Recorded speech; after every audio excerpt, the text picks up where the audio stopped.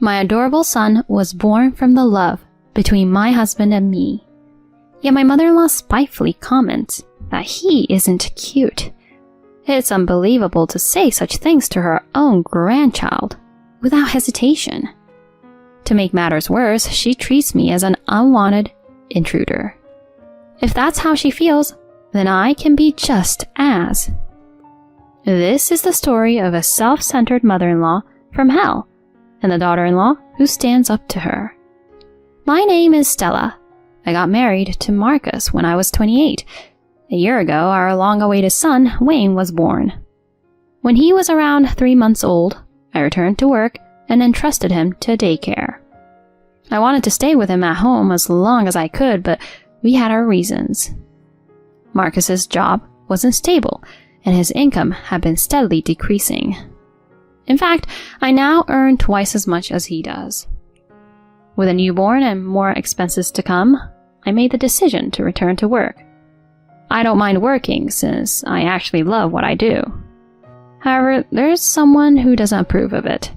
Ruth, the mother-in-law.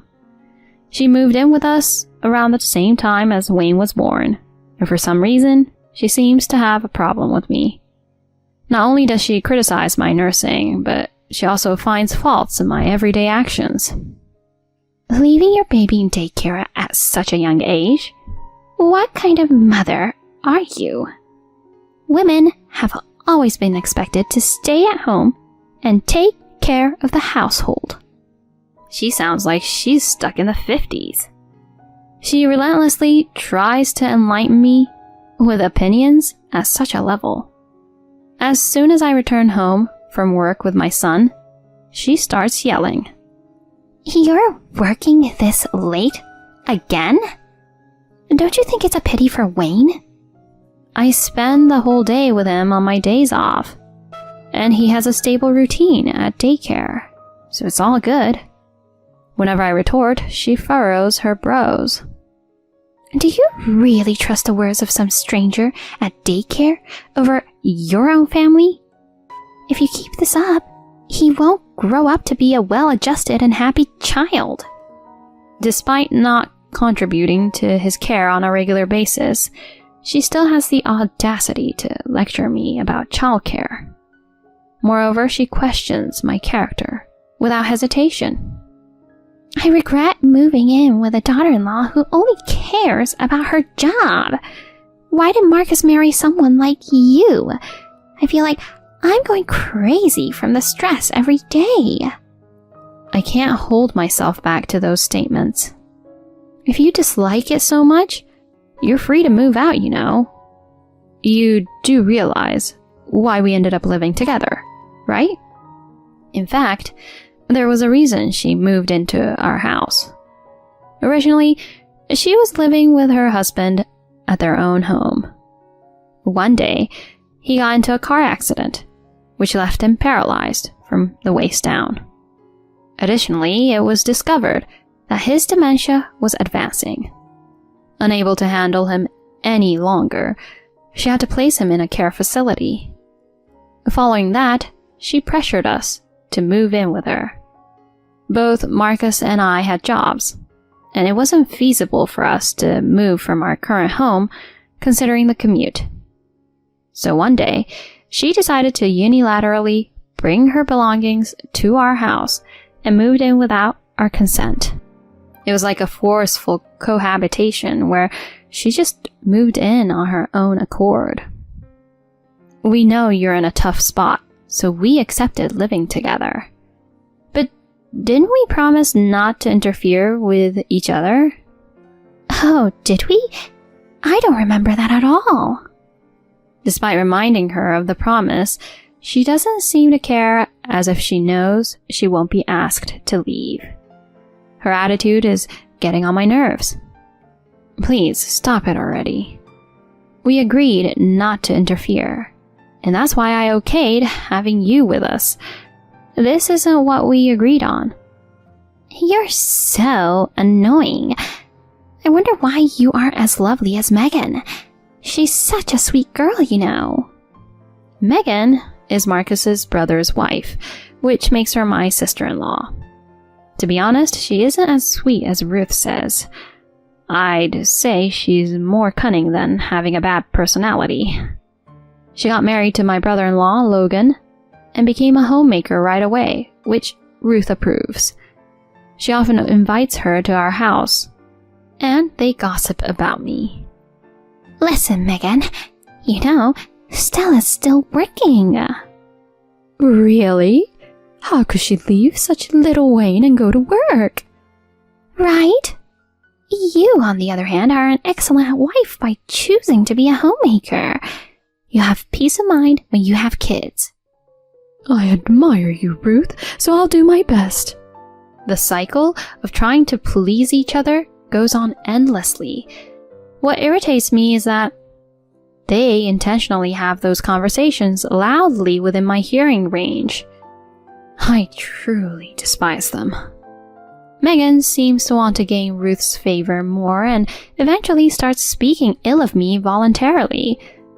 Marcus is making about the same salary as Logan, right? And yet, Stella has to work, which means that she's bad at managing her finances. A few years ago, his salary might have been close to Logan's, but it's been reduced since then. I haven't told them about his company facing financial troubles due to pride. Once Megan starts criticizing me, Ruth gleefully chimes in. That's so true. It's her fault for being bad at handling money, and she even leaves her son to others. Megan, don't be like her, okay? I know. Don't worry, Ruth. I have so much respect for you and will never disappoint you. Oh my, you're such a good daughter-in-law. They engage in a flattery contest, and that makes me feel so awkward just by listening to it. I wish they take it elsewhere. It's just adding to my stress. Feeling like I've reached my limit living with Ruth, I decided to talk to Marcus about it. Hey, I want to talk to you about your mom. She invites Megan over every day, and they make fun of me all the time. Really? Mom? Since I usually get home earlier than him, he's never seen what's happening to me. As expected, he looks confused. Yeah, even though we promised not to interfere, she's been complaining about me working and constantly trash-talking me with Megan. I can't take it anymore. He ponders for a while, and then something unbelievable comes out of his mouth. Well, Megan gets along with her, right? So maybe you should try to get closer to her too. What? Were you even listening to me? She even questions my character, you know. How am I supposed to get closer to someone like that? When I press him, he scratches his head and says, Come on, don't get so worked up. At least try doing the same as Megan. Maybe then Mom will have a change of heart. What the heck? Are you telling me to kiss her butt? Whatever then. I was stupid to ask for help. There's no one on my side. The thought makes me more frustrated than angry. The next day, the usual taunting from Ruth and Megan continues. Just as I start preparing dinner after getting home, I hear another comment. I'm sure she's going to make another lousy dinner.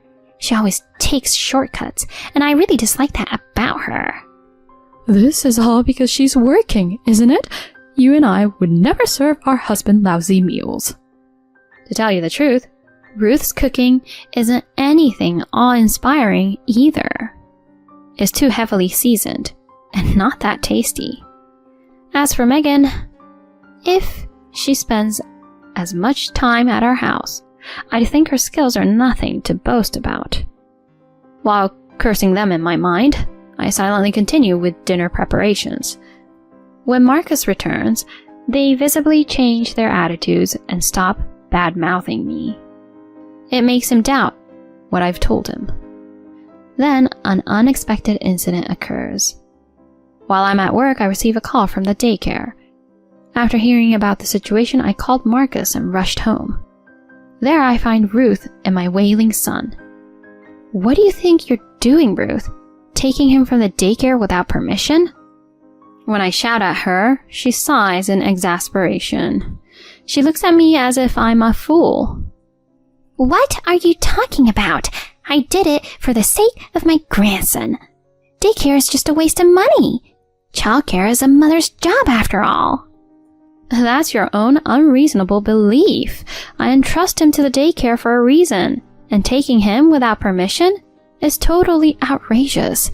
It's no different from kidnapping. Kidnapping? He's my grandson, you know. It doesn't matter. You ignored the daycare staff stopping you and took him out. That's no different from kidnapping. Even then, she just shrugs her shoulders. To make matters worse, she utters something abominable. This is ridiculous. To be honest, I find you and Wayne unpleasant to have around. If you have a problem with that, just get out of this house. It doesn't matter what she thinks of me, but she has no affection for her grandchild.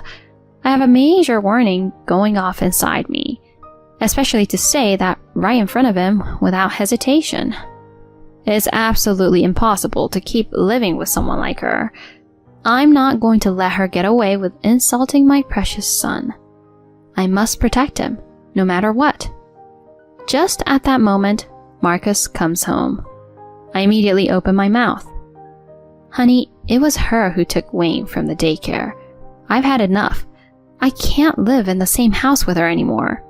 That's when she suddenly shows fake tears, playing the victim. Please, Marcus, listen to me. She called me a kidnapper.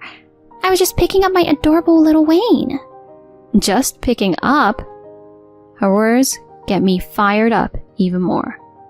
Don't be ridiculous. You just said my son was unpleasant to have around, didn't you? And you even told us to leave. Leave where? This is our house. Are you pretending to be a good mother just in front of Marcus? Help me, Marcus. She's always bullying me like this. Seeing her cry and appeal to Marcus, everything seems utterly foolish to me. If he were to side with her after witnessing this melodramatic performance, at that moment I vow to leave this house with my son if necessary. The first to break the silence is Marcus. Well, I need to talk to Stella alone. Mom, please go back to your room. He's been taking her side, so his request leaves her wide-eyed. What are you asking me? You don't need to listen to her side of the story. I'm the one suffering through all of this. It concerns Wayne this time too. That's why as parents, she and I need to talk first. She wears an unimpressed expression throughout, but she probably doesn't want to argue with him, so she reluctantly agrees. Afterward, we talked for hours about the incident and everything leading up to it until we found a solution. A few days later, we planned to inform Ruth about the decision. Sorry for keeping you waiting, Mom. We've finally sorted things out, Marcus says with all smiles. Upon seeing him, she seems to believe that he has taken her side, and her voice is filled with joy. Really? I can finally get away from Stella, huh? Without listening to our side of the story, she's delighted. She calls Logan and Megan over and starts bad-mouthing about me, just as always. Oh, this is such a relief. Today's finally the day I can part ways with Stella. Isn't that right, Stella? I answer with a big smile, saying, Of course. In that case, get out of here quickly and take that not-so-cute child who looks just like you. From now on, this house belongs to Marcus, Logan, Megan, and me. Bye-bye. Then Marcus, who's been quiet, slowly spoke up. Well, honey, shall we go? Huh? Right, let's go. Wait, what? She seems utterly confused, looking at Marcus and then me back and forth. We carry our things and head toward the front door as a family of 3. She stops us there. Wait, what on earth is going on? You're going to stay with us, right, Marcus? What nonsense. He turns around to face her with a cold stare. I'm leaving with Stella. I can't put up with your baseless accusations anymore. She seems shaken, her body trembling as she slumps to the floor. Why? How can you take her side? I heard everything from the staff at the daycare. How you took him away without permission, and even cursed them out. How you've been speaking ill of Stella at the daycare too. That's... I never thought you were such a horrible person. I'm disappointed in you. Go ahead and have yourself surrounded by people who listen to you and have a good life. Then he pushes me forward, and we walk out of the house.